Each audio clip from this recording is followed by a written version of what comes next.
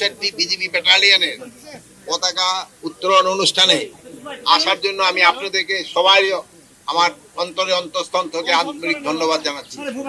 আপনারা জানেন যে 64 বিজিবি ব্যাটালিয়নের সাথেও আরো 3টা ইউনিট এই বিজিবিদের সাথে যোগ হলো।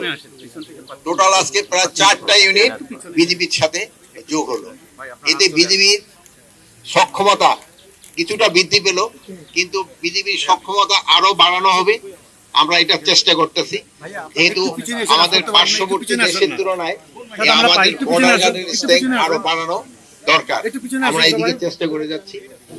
আর আপনারা জানেন এই এলাকাটা একটু এলাকা দিয়ে বেশিরভাগ মাদক চলে আসে, এবং আরো তো রোহিঙ্গা সমস্যাতে একটা বড় ধরনের সমস্যা রয়ে গেছে।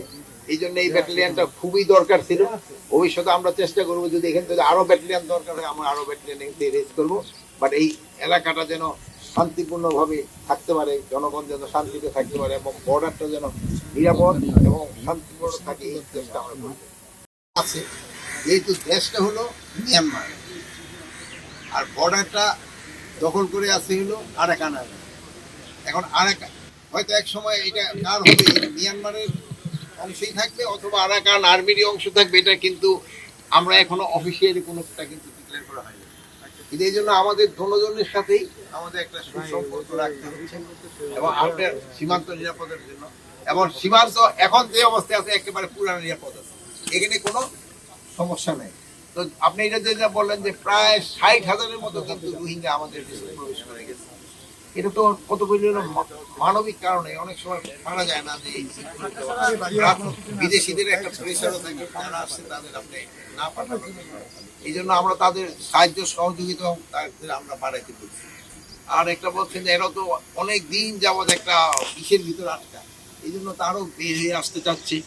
এবং অন্যান্য দেশ কিন্তু একসময় একটা প্রমিস করছে যে তারা তাদের জন্য অন্যান্য দেশে নিবে, কিন্তু যে পরিমাণ নিচ্ছে এটার সংখ্যা খুবই কম। এটা আমরা জানেন যে এই সরকার এটার ব্যাপারে খুবই সজাগ। এই জন্য এখানে কিন্তু একটা হাই রিপ্রেজেন্টেটিভ উপদেষ্টাদের সমমর্যাদা একজন স্পেশাল এনভয় এখানে আছেন, মিস্টার খলিলুর রহমান। চেষ্টা করে যাচ্ছে, নেগোসিয়েশন হচ্ছে, হয়তো সমস্যার সমাধান হয়ে যাবে। বাট বর্ডার নিরাপদ, বর্ডার কোনো আপাতত সমস্যা নাই। দুই একটা ছোটখাটো সমস্যা তো সব জায়গায় সবসময়। আপনি নিরাপত্তার কথা বলছেন বর্ডারে, আপনি আজকে এখানে এসেছেন।